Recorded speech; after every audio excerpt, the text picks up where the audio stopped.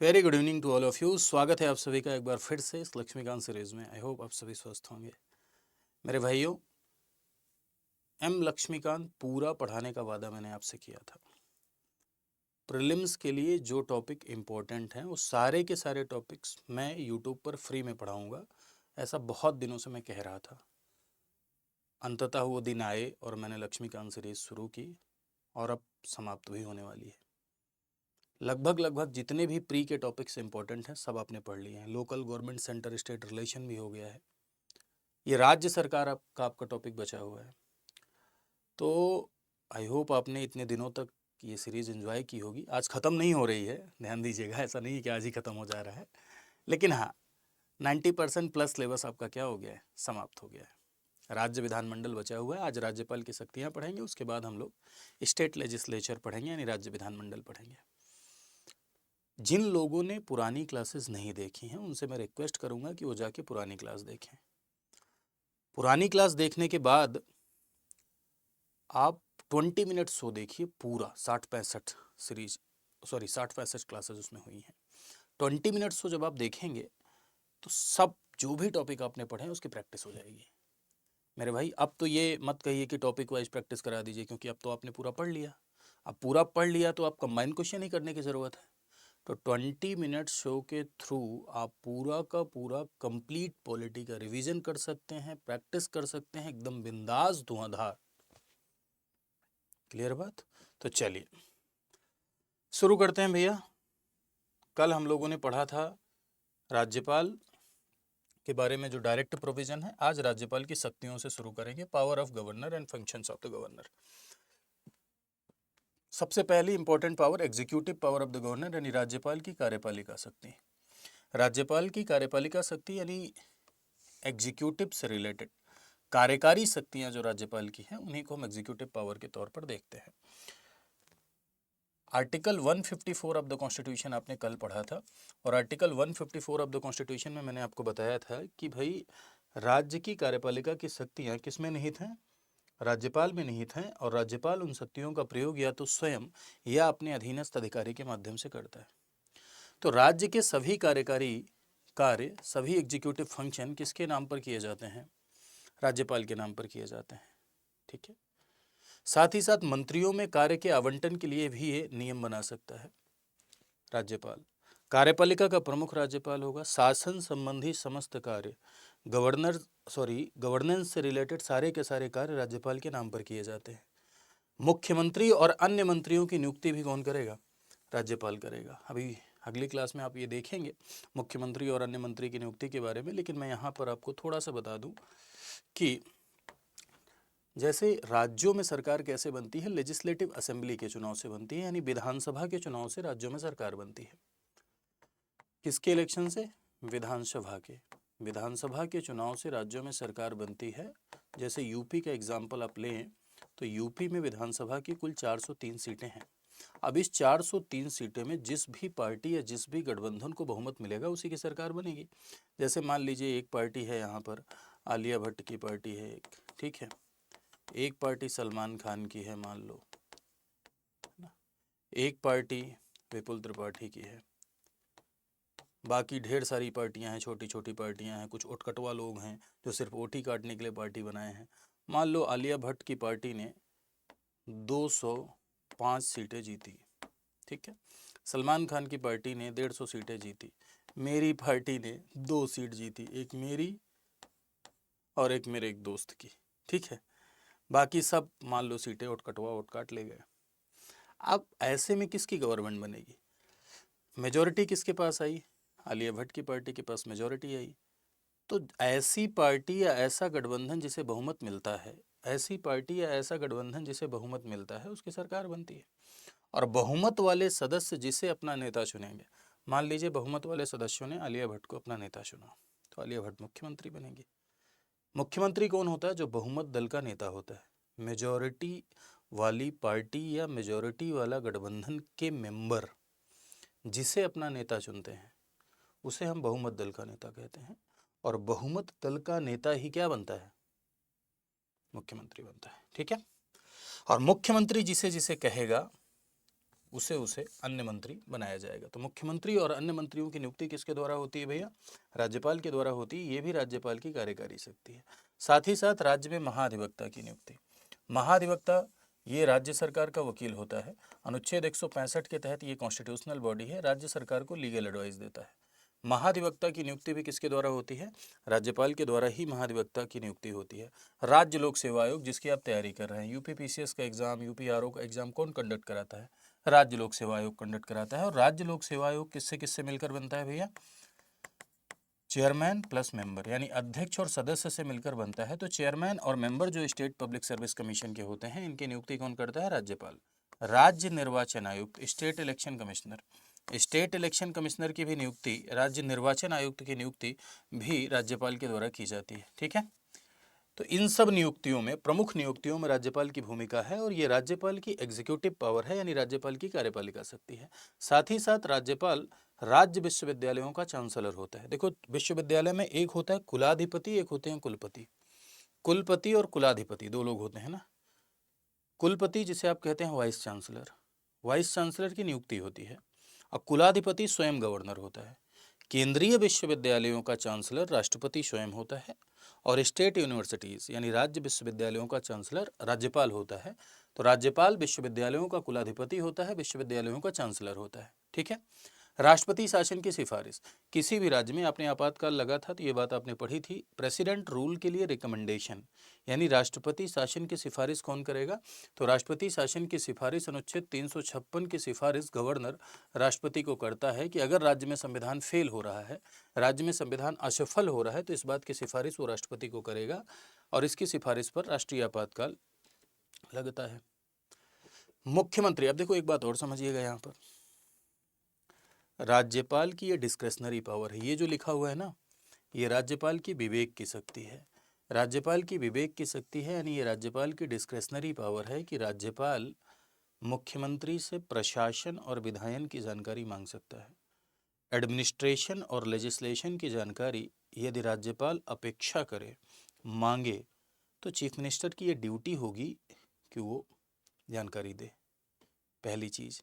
दूसरी चीज़, अगर मान लो राज्य में किसी मंत्री ने कोई निर्णय लिया है, ठीक है, राज्य में किसी मंत्री ने कोई निर्णय लिया, ठीक, जैसे मान लो राज्य में मैं मंत्री हूँ, ठीक है, कभी कभी मैं ये सब मानता रहता हूँ कि कब माँ सरस्वती विराजमान हो जाए, है ना। मान लो राज्य में मैं मंत्री हूँ और मैंने कोई डिसीजन लिया, निर्णय लिया, और मेरे निर्णय को काउंसिल ऑफ मिनिस्टर ने भाव ही नहीं दिया, यानी मेरे निर्णय को मंत्रिपरिषद ने भाव ही नहीं दिया। अब ऐसे में अगर मंत्रिपरिषद ने मेरे निर्णय को भाव नहीं दिया, ठीक, यानी विचार नहीं किया, तो राज्यपाल के द्वारा अपेक्षा किए जाने पर, यानी राज्यपाल के द्वारा कहे जाने पर मेरे निर्णय को विचार के लिए काउंसिल ऑफ मिनिस्टर के समक्ष रखा जाएगा, यानी कैबिनेट के समक्ष विचार के लिए रखा जाएगा। ऐसा नहीं है कि मान लिया जाएगा, मेरे निर्णय को विचार के लिए रखा जाएगा। किसके समक्ष? मंत्रिपरिषद के समक्ष रखा जाएगा। तो वह मुख्यमंत्री से उस मामले पर विचार करने की मांग कर सकता है जिस पर किसी मंत्री ने डिसीजन लिया है। ठीक है, अगर किसी मिनिस्टर ने कोई डिसीजन लिया है तो मुख्यमंत्री से उस मामले पर कंसिडरेशन के लिए, यानी रखा जाए, कैबिनेट के समक्ष विचार किया जाए, इस बात की मांग वो कर सकता है। ऐसा कोई निर्णय जो किसी मंत्री ने लिया है और कैबिनेट ने उसका संज्ञान नहीं लिया है, तो इस बात की डिमांड कर सकता है। ठीक है, तो this is important executive power of the governor, ये आपने देखा। दूसरी बात, विधायी शक्ति पर आ जाते हैं, लेजिस्लेटिव पावर। विधायन से संबंधित जो शक्तियां हैं उसे हम लेजिस्लेटिव पावर के तौर पर देखते हैं, यानी विधायी शक्ति के तौर पर देखते हैं। अब जैसे आपने देखा था कि संसद में 3 सत्र होते हैं, VMW, budget session, monsoon session और विंटर सेशन। सत्र को बुलाना, शमन करना राष्ट्रपति करता था। सत्रावसान, प्रोरोगेशन, राष्ट्रपति करता था। डिसॉल्व, एक ही सदन डिसॉल्व होता था, लोकसभा विघटन, वो भी राष्ट्रपति करता था। लेकिन एडजर्नमेंट, स्थगन, जिसे ब्रेक कहते हैं, वो प्रिसाइडिंग ऑफिसर, पीठासीन अधिकारी, स्पीकर, चेयरमैन की पावर थी। यहां आप देखेंगे कि विधानमंडल का सत्र बुलाना, विधानसभा का सत्रावसान करना, विधानमंडल का सत्र बुलाना या विधानमंडल का सत्र क्या करना, सत्रावसान करना, बात एक ही है। यहाँ पर विधानसभा, लेजिस्लेटिव असेंबली, थोड़ा ध्यान दीजिएगा, जज्बाती मत होइएगा, वही कहने का अर्थ है कि विधानमंडल का सत्र बुलाना यानी शमन करना, प्रोरोग करना। ठीक है, सत्र को कॉल करने को क्या कहते हैं आप? आहूत करना। ठीक है, सत्र को आहूत करना प्लस प्रोरोग करना, प्रोरोग करने का मतलब होता है एंड करना, यानी सत्रावसान करना। ये किसकी शक्ति है? ये राज्यपाल की शक्ति है। साथ ही साथ विधानसभा का विघटन, देखो राज्यों में भी 2 सदन हो सकते हैं, एक का नाम है लेजिस्लेटिव काउंसिल, लेकिन जैसे केंद्र में आप ये पढ़ के आए हैं कि राज्यसभा एक परमानेंट हाउस से डिसॉल्व नहीं होती है, वैसे ही आप राज्यों में देखेंगे कि राज्यों में विधानसभा अस्थायी सदन है, विधानसभा भंग हो सकता है। This is the subject of dissolution, यानी ये विघटन का विषय है, सब्जेक्ट ऑफ डिसोल्यूशन है विधानसभा। अब समझने योग्य बात यहाँ पर यह है कि विधानसभा का विघटन भी राज्यपाल की ही शक्ति है। कब कब डिसॉल्व होती है, कौन सी परिस्थितियां आती हैं, तो अभी हम लोग जब विधानसभा पढ़ेंगे तो देखेंगे। ठीक है, विधानसभा के सदस्यों के डिस्क्वालिफिकेशन से संबंधित निर्णय। तो यहां पर एक बात जरा मेरी सुनिएगा बहुत ध्यान से। देखिए, अगर विधानसभा के किसी सदस्य या विधान परिषद के किसी सदस्य, विधानसभा ही नहीं बल्कि विधान परिषद भी, लेजिस्लेटिव काउंसिल भी, विधानसभा और विधान परिषद दोनों, ठीक है, विधानसभा या विधान परिषद के किसी सदस्य को यदि डिस्क्वालीफाई किया जा रहा है, तो अगर एंटी डिफेक्शन लॉ, दल बदल कानून के तहत डिस्क्वालीफाई किया जा रहा है, तो स्पीकर चेयरमैन इसका डिसीजन लेते हैं। लेकिन एंटी डिफेक्शन लॉ के अलावा, दल बदल कानून के अलावा किसी अन्य मामले में अगर डिस्क्वालीफाई किया जा रहा है, दल बदल कानून के अलावा किसी दूसरे कानून के तहत, जैसे रिप्रेजेंटेशन ऑफ पीपल एक्ट के तहत या संविधान की किसी प्रोविजन के तहत डिस्क्वालीफाई किया जा रहा है, तो उसका निर्णय राज्य में राज्यपाल लेता है और राज्यपाल को परामर्श देता है इलेक्शन कमीशन, यानी निर्वाचन आयोग परामर्श देता है। ठीक है, this is also the legislative power of the governor. साथ ही साथ मेरे भाई, राज्यपाल का संबोधन प्रत्येक जनरल इलेक्शन के बाद, प्रत्येक आम चुनाव के बाद और प्रत्येक वर्ष का पहला सत्र राज्यपाल के द्वारा संबोधित किया जाता है। प्रत्येक चुनाव के पश्चात और प्रत्येक वर्ष का पहला सत्र, वही बात यहां पर लिखी है कि प्रत्येक आम चुनाव के बाद, ठीक है, और पहले वर्ष के पहले सत्र को, ठीक है, राज्यपाल के द्वारा संबोधित किया जाता है। After general election and first session of the state legislature of every year, ये दोनों राज्यपाल संबोधित करता है, जिसे राज्यपाल का अभिभाषण कहते हैं। राज्यपाल का ये जो संबोधन होता है वो राज्यपाल का अपना नहीं होता है, बल्कि वो मंत्री परिषद के द्वारा तैयार किया गया भाषण पढ़ता है और वहां सरकार की नीतियों का बखान करता है, सरकार की नीतियों के बारे में बताता है। ठीक है, विधान परिषद के 1/6 सदस्यों को तो देखो, विधान परिषद में कुछ सदस्य ऐसे हैं जो नॉमिनेट होते हैं। हमेशा ध्यान रखिएगा कि विधान परिषद सिर्फ इलेक्टेड हाउस नहीं है, विधान परिषद में 1/6 सदस्य नॉमिनेट किए जाते हैं।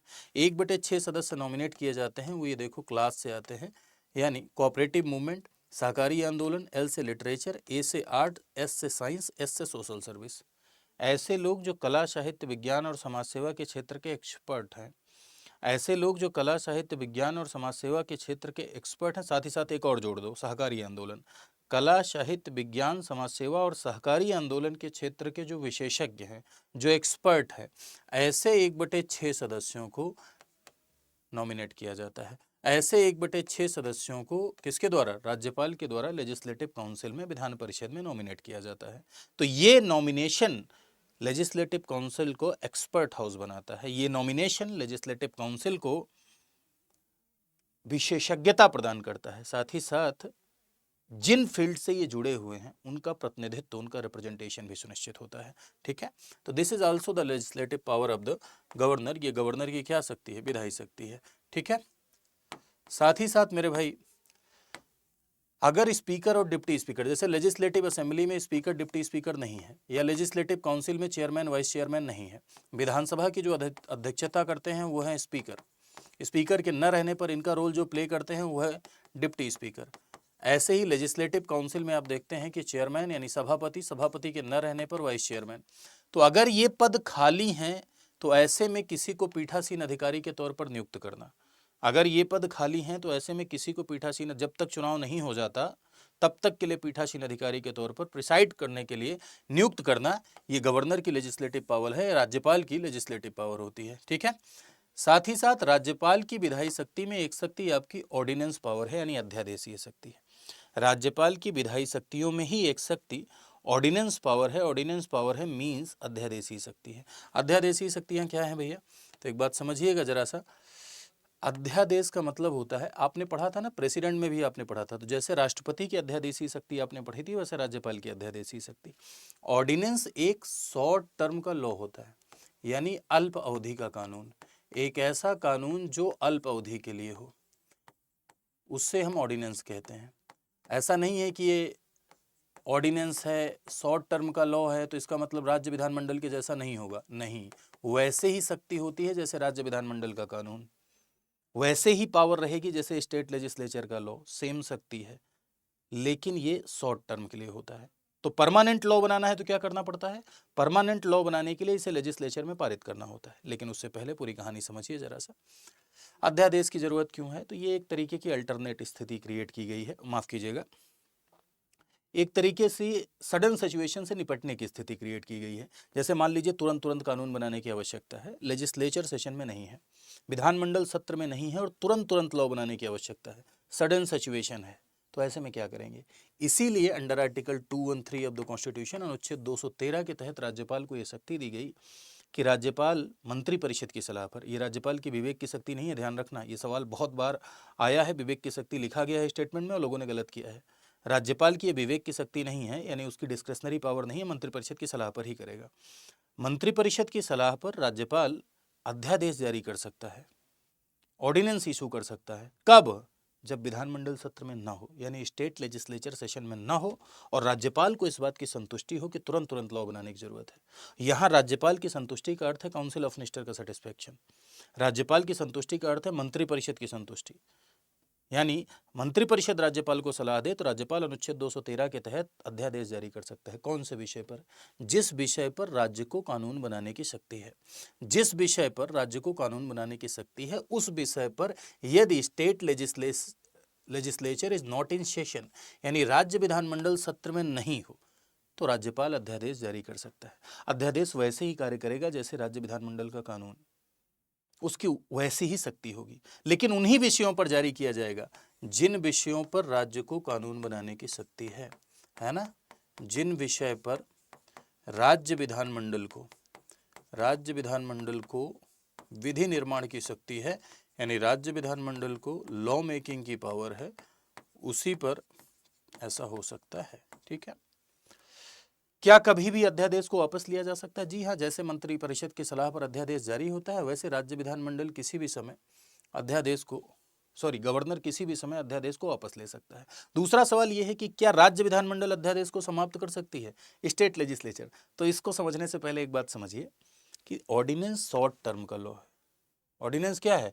अल्प अवधि का कानून है। अल्प अवधि का कानून है मतलब थोड़ी देर के लिए रहता है, तो इसका मतलब अगर उसे परमानेंट लॉ बनाना है, अस्थाई कानून बनाना है, तो क्या करना हो? हाँ समझे। देखो एक सर आए हैं, कह रहे हैं क्या करना पड़ेगा? अस्थाई कानून बनाना है तो जैसे ही विधानमंडल आए उसमें उसे पारित होना होगा 6 हफ्ते के भीतर, और अगर नहीं पारित हुआ तो गयो मतलब लैप्स हो जाएगा, समाप्त हो जाएगा। तो मेरे कहने का अर्थ एक बार फिर से समझिए, ऑर्डिनेंस को अगर परमानेंट लॉ बनाना है, ऑर्डिनेंस को अगर अस्थाई कानून बनाना है, तो जैसे ही स्टेट लेजिस्लेचर दोबारा सेशन में आए उसके 6 हफ्ते के भीतर पारित होना होगा। अगर नहीं पारित हुआ तो समाप्त हो जाएगा, यानी लैप्स हो जाएगा। ठीक है। तो इसका मतलब क्या हुआ? इसका मतलब ये हुआ कि विधानमंडल किसी भी समय अध्यादेश को समाप्त कर सकती है। अरे भाई नहीं पारित करेगी तो समाप्त हो जाएगा, जाहिर सी बात है। ठीक है। कुछ पूछ रहे थे सर? सर आप पेन जो है वो ब्रश वाला क्यों नहीं लेते? ब्रश वाला पेन क्यों नहीं लेते? उसमें पेन पे सेलेक्ट कीजिए सर, ये वाला, हाँ ये वाला ले लें। ये ले। जी जी जी सर, जी सर। सर हमारे मित्र हैं आपको जो है राइटिंग ज़्यादा अच्छा महसूस होता है। कह रहे थे ये वाला पेन सेलेक्ट कर लीजिए, ज़्यादा बढ़िया महसूस होगा। हमने कहा चलिए बहुत बढ़िया। तो हाँ, इस समय ये बहुत बढ़िया चित्र आ रहा होगा मेरा। तो ये हमारी स्टडी IQ के हेड ऑफिस का स्टूडियो है। तो यहाँ पर बड़ा महंगा कैमरा लगा हुआ है, तो इसमें जो है फ़ोटो थोड़ा और बढ़िया आती है ना। खैर, एक बात यहाँ पर आपको और समझना है कि अध्यादेश की जो मैक्सिमम अवधि है, अध्यादेश की जो मैक्सिमम अवधि है, यानी अध्यादेश की अधिकतम अवधि, वो 6 महीने 6 हफ्ते होती है। अध्यादेश की अधिकतम अवधि 6 महीने 6 हफ्ते होती है। 6 महीने 6 हफ्ते क्यों होती है भाई? तो देखो इसके पीछे का रीज़न है कि अगर विधानमंडल 1 महीने में आ गया, विधानमंडल का सत्र अगर 1 महीने में आ गया, तो उसे 1 महीने 6 हफ्ते में पारित होना है, नहीं समाप्त हो जाएगा। 2 महीने में आ गया 2 महीने 6 हफ्ते में पारित होना है। 3 महीने में आ गया 3 महीने 6 हफ्ते में पारित होना है। 4 महीने में आ गया 4 महीने 6 हफ्ते में पारित होना है। 5 महीने में आ गया 5 महीने 6 हफ्ते में पारित होना है। 6 महीने में आ गया 6 महीने 6 हफ्ते में पारित होना है। 7 महीने नहीं हो सकता, नहीं हो सकता, क्योंकि विधानमंडल के 2 सत्रों के बीच में गैप 6 महीने से ज़्यादा का नहीं हो सकता। विधानमंडल के 2 सत्रों के बीच का गैप 6 महीने से ज़्यादा का नहीं हो सकता, उसे आना ही पड़ेगा। 6 महीने के भीतर उसे आना ही पड़ेगा, और जब आ गया तो 6 महीने के बाद 6 हफ्ते में पारित होना होगा। तो इसीलिए अधिकतम अवधि 6 महीने 6 हफ्ते हो सकती है, ऐसा नहीं है होगी, हो सकती है। क्लियर बात? ऑर्डिनेंस का जुडिशियल रिव्यू हो सकता है क्या? न्यायिक समीक्षा अध्यादेश की हो सकती है, इसका जुडिशियल रिव्यू संभव है? जी हाँ, इसकी न्यायिक समीक्षा हो सकती है। ठीक है, ये क्लियर कर दिया था सुप्रीम कोर्ट ने डीसी वाधवा केस में कि इसकी न्यायिक समीक्षा हो सकती है, जुडिशियल रिव्यू हो सकता है। This is the subject of the judicial review. कौन सा आर्टिकल है? आर्टिकल 213। अब सारी बात ऑर्डिनेंस से रिलेटेड एक बार फिर से रिपीट कर दे रहा हूँ, क्योंकि ये सवालों में बहुत पूछा जाता है। राष्ट्रपति की तरह क्या राज्यपाल को भी ऑर्डिनेंस इशू करने की पावर है? Yes, under article 213। कब जारी करेगा? जब स्टेट लेजिस्लेचर सत्र में नहीं है, एक सेशन भी नहीं है, एक हाउस भी नहीं है, तब भी हो सकता है। यस, अपने विवेक की शक्ति है, मंत्रिपरिषद की सलाह, मंत्रिपरिषद की सलाह पर। कौन से विषय पर? जिस विषय पर स्टेट को लॉ बनाने की पावर है। ऑर्डिनेंस कब तक रहेगा? शॉर्ट टर्म का लॉ है, लेकिन अगर विधानमंडल पारित कर दे तो परमानेंट लॉ बन जाएगा, अस्थायी कानून बन जाएगा। नहीं पारित करे तो समाप्त हो जाएगा। गवर्नर कभी भी वापस ले सकता है? यस, ले सकता है। अधिकतम अवधि कितनी हो सकती है? 6 महीने 6 हफ्ते हो सकती है। अधिकतम अवधि, मैक्सिमम लिमिट कितनी हो सकती है? तो 6 महीने 6 हफ्ते उसकी मैक्सिमम लिमिट होती है, यानी अधिकतम अवधि होती है। क्लियर है बात? डन।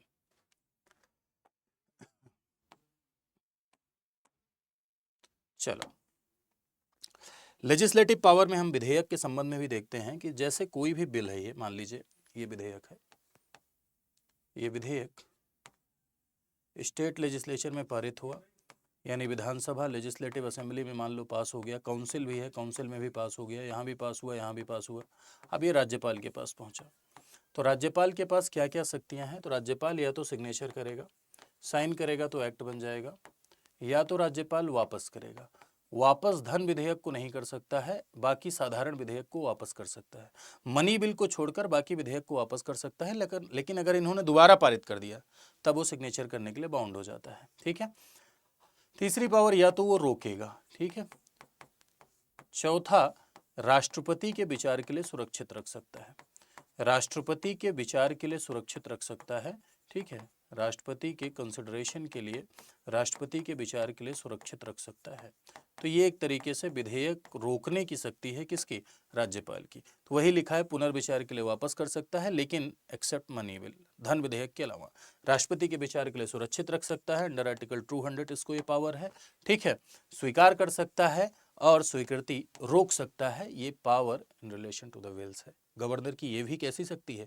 ये भी legislative power of the governor है, यानी गवर्नर की विधायी शक्ति है। ठीक है, चलिए, रिपोर्ट संबंधी ये भी विधायी शक्ति ही है कि जैसे जो रिपोर्ट गवर्नर के पास जाती है, गवर्नर के पास जैसे राज्य लोक सेवा आयोग अपनी रिपोर्ट गवर्नर को देता है। ठीक है, सीएजी राज्य संबंधी, राज्य के ऑडिट संबंधी जो सीएजी की रिपोर्ट होती है वो भी गवर्नर के पास जाती है। राज्य वित्त आयोग की रिपोर्ट गवर्नर के पास जाती है और गवर्नर उसे विधानमंडल के पटल पर रखता है, गवर्नर उसे विधानमंडल के पटल पर प्रेषित करता है, विधानमंडल के पटल पर रखता है। This is also the legislative power of the governor, ये भी गवर्नर की क्या है? लेजिस्लेटिव पावर है। अब एक बात यहां पर समझिएगा कि राष्ट्रपति के साथ यदि गवर्नर की तुलना करें, ठीक है, विधेयकों के मामले में यदि राष्ट्रपति के साथ गवर्नर की तुलना करें, तो इससे कभी कभी एक तुलना से रिलेटेड सवाल आया था, इसलिए मैंने ये फ्लो चार्ट बना लिया कि राष्ट्रपति स्वीकृति देता है, रोक सकता है, पुनर्विचार के लिए वापस कर सकता है। ठीक, राष्ट्रपति के पास ये 3 शक्ति थी, या तो रोकेगा साधारण विधेयक को, या तो वापस करेगा, या मना करेगा। राज्यपाल या तो रोकेगा, या हाँ करेगा, या मना करेगा, या वापस करेगा, राष्ट्रपति के विचार के लिए सुरक्षित रखेगा। यानी इसके पास एक अन्य विवेक भी है कि राष्ट्रपति के विचार के लिए रखना। अब यहां पर मैंने आपको ये क्या बताया, इससे एक पर्टिकुलर कॉन्सेप्ट मैं आपको समझाना चाहता हूं, वो आप बहुत ध्यान से सुनिएगा और समझिएगा। देखिए, राष्ट्रपति के पास क्या विवेक की शक्तियां थीं? सवाल ये है। जी हाँ, राष्ट्रपति के पास कॉन्स्टिट्यूशनल डिस्क्रेशन था, यानी राष्ट्रपति के पास संवैधानिक विवेक था। संवैधानिक विवेक का अर्थ ये होता है, माफ कीजिएगा भाई, राष्ट्रपति के पास परिस्थिति जन्य विवेक था। परिस्थिति जन्य विवेक का मतलब ये होता है कि कुछ ऐसी परिस्थितियां बनती थीं जब राष्ट्रपति अपने विवेक से निर्णय लेता था, जैसे प्रधानमंत्री की मृत्यु हो जाए, लोकसभा में मेजॉरिटी चली जाए, ठीक है, किसी भी पार्टी को मेजॉरिटी ना मिले, ठीक, विधेयक को रोकने के केस में, तो राष्ट्रपति का जो डिस्क्रेशन है वो सिचुएशनल डिस्क्रेशन है। कहा जाता है राष्ट्रपति के पास परिस्थिति जन्य विवेक है, सिचुएशनल डिस्क्रेशन है, यानी जब परिस्थितियां बनेगी तभी राष्ट्रपति अपने विवेक का इस्तेमाल करेगा। वहीं अगर आप राज्यपाल की बात करेंगे, गवर्नर की बात करेंगे, तो राज्यपाल के पास परिस्थिति जन्य विवेक तो है ही, यानी राज्यपाल के पास सिचुएशनल डिस्क्रेशन तो है ही।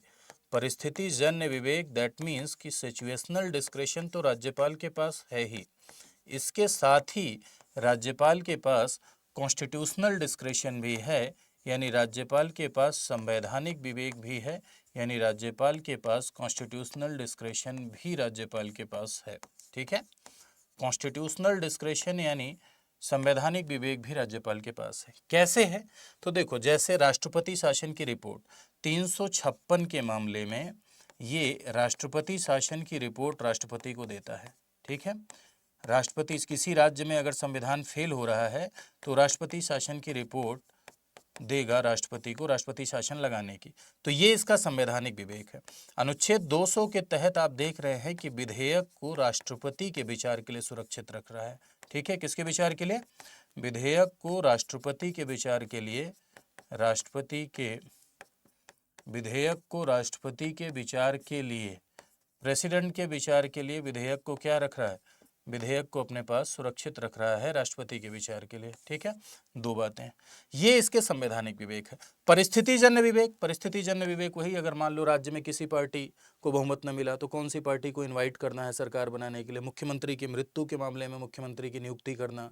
ठीक है, अगर कोई भी पार्टी मेजोरिटी न दिखा सके तो ऐसे में लेजिस्लेटिव असेंबली को डिसॉल्व करना, विधानसभा को डिसॉल्व करना, मुख्यमंत्री से प्रशासन और विधायन, लेजिस्लेशन और एडमिनिस्ट्रेशन की जानकारी मांगना। ठीक है, ये भी विवेक होता है। साथ ही साथ वीटो, विधेयकों के मामले में जो अभी मैंने आपको बताया, विधेयक को वापस करना, बिल को वापस करना या रोकना। ठीक है, ये परिस्थिति जन्य विवेक होते हैं। क्लियर है? तो राज्यपाल के पास परिस्थिति जन्य विवेक as well as constitutional discretion भी है, यानी सिचुएशनल डिस्क्रेशन के साथ साथ कॉन्स्टिट्यूशनल डिस्क्रेशन भी राज्यपाल के पास आपको नजर आता है, राज्यपाल के पास है। क्लियर है बात? आई होप अब आप समझ गए होंगे इन चीज़ों को। ठीक है, यहाँ तक कोई दिक्कत, कोई समस्या, कोई परेशानी? चलिए आगे आते हैं हम लोग। राज्यपाल की जुडिशियल पावर अभी बची रहेगी ना, जुडिशियल पावर यानी कि जुडिशियल और फाइनेंशियल भी बची है।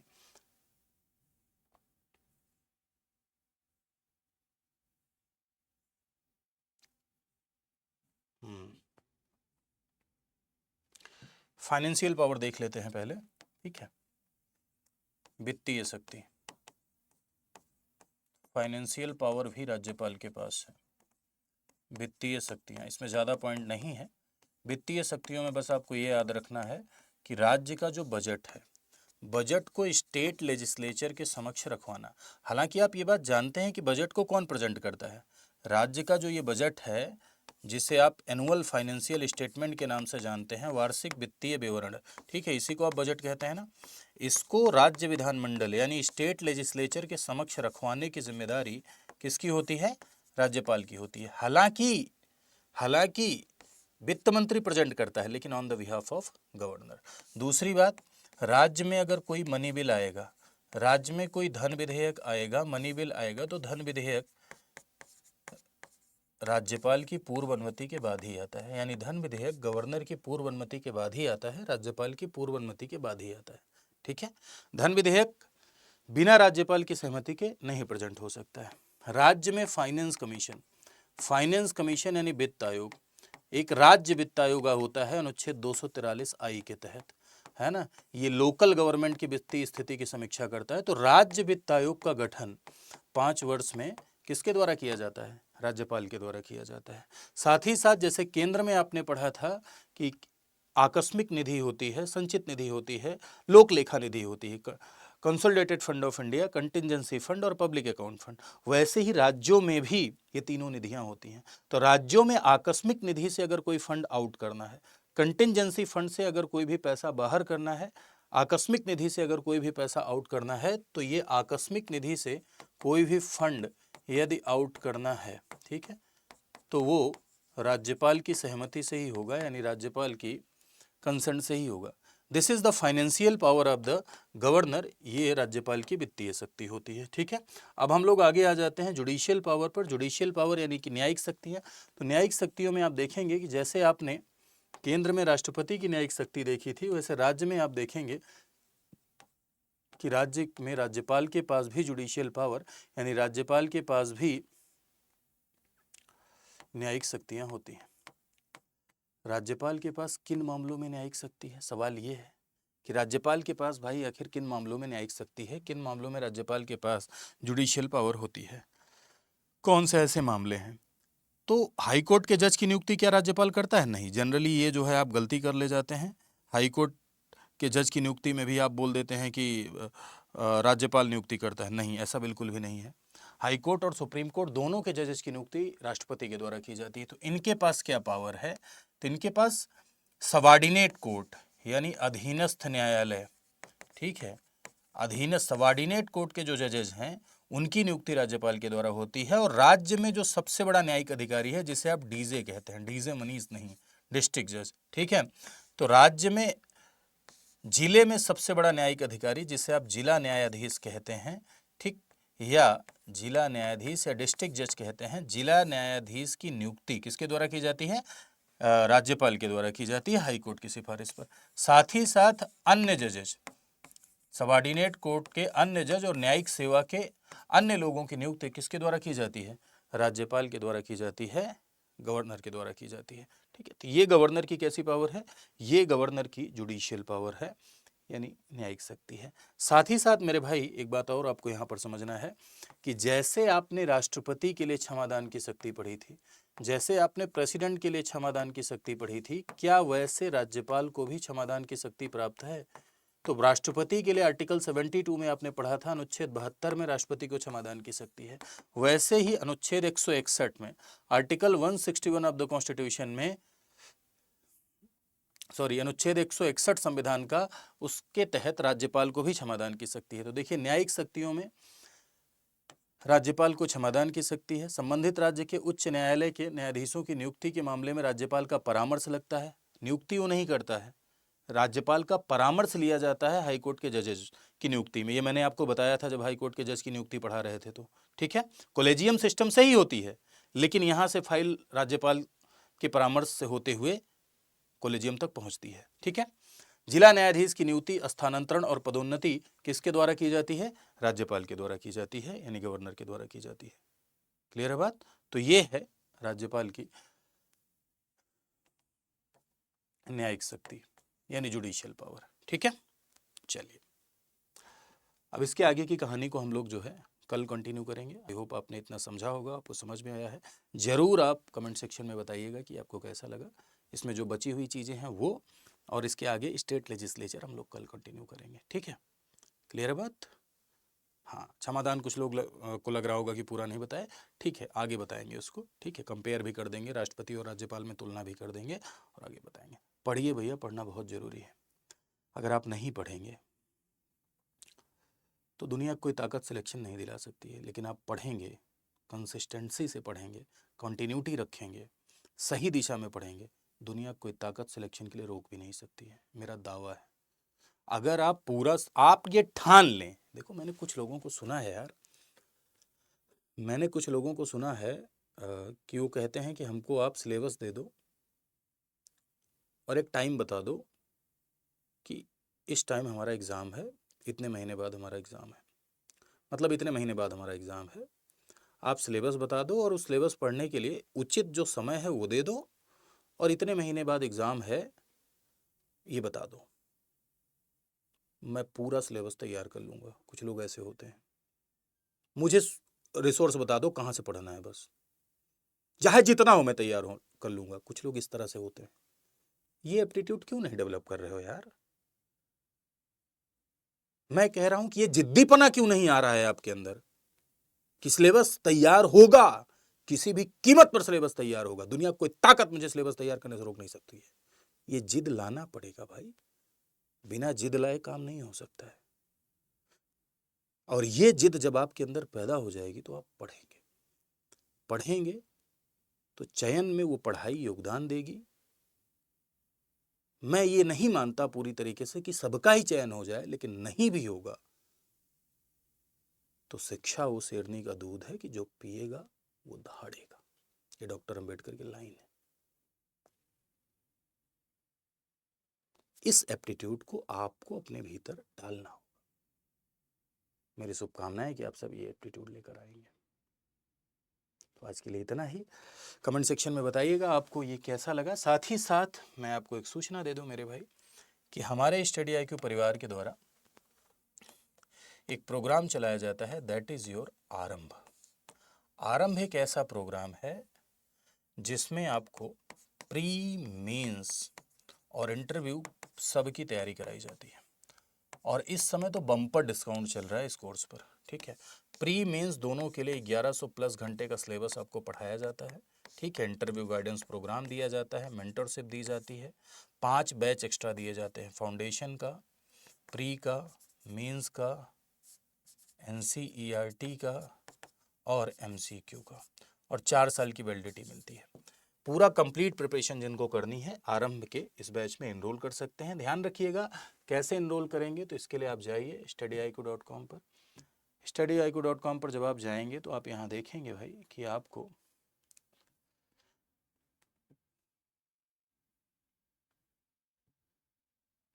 पॉपुलर ऑनलाइन कोर्स में जाइए, स्टेट PCS पे क्लिक करिए, उत्तर प्रदेश पे क्लिक करिए। उत्तर प्रदेश पे क्लिक करने के बाद मेरे भाइयों यहाँ आपको दिख रहा है ये उत्तर प्रदेश PCS आरंभ 21 pre mains interview live foundation batch, ठीक है। और इस समय इसमें डिस्काउंट भी चल रहा है, तो उस डिस्काउंट का लाभ उठाते हुए आप इसमें एनरोल कर सकते हैं। लेकिन एक बात ध्यान रखिएगा, बैच परचेज करते समय एक कोड आपको लगाना है VL लाइव। ये कोड अगर आप लगाएंगे तो आपको मैक्सिमम डिस्काउंट मिलेगा। हर फैकल्टी का अपना अलग अलग कोड होता है भाई, वैसे मेरा भी है। आपकी श्रद्धा जिन फैकल्टी में है आप कोड लगा सकते हैं, इससे आपका एक प्रेम जाहिर होता है, बाकी और कुछ भी नहीं है।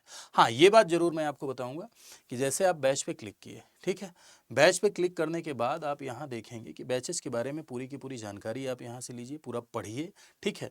यहाँ बाई नाउ पे जाइए, अपना मोबाइल नंबर एंटर करिए, OTP डालिए, कोड लगाइए, एनरोल करिए। अधिक जानकारी यदि आप चाहते हैं, पूरी काउंसलिंग यदि आप चाहते हैं, तो 9289996923 9289996923 पर कॉल करिए, 9289996923। यहाँ आपको पूरी की पूरी जानकारी दी जाएगी, PCS की तैयारी से रिलेटेड पूरी की पूरी काउंसलिंग दी जाएगी। आप यहाँ सब कुछ जान सकते हैं, सब कुछ समझ सकते हैं, और उसके बाद आप जिस बैच में इंटरेस्टेड हो उस बैच में एनरोल कर सकते हैं। आज के लिए इतना ही, मिलते हैं नेक्स्ट सेशन में और आगे की कहानी को हम लोग कंटिन्यू करेंगे। Thank you so much to all of you. नमस्कार।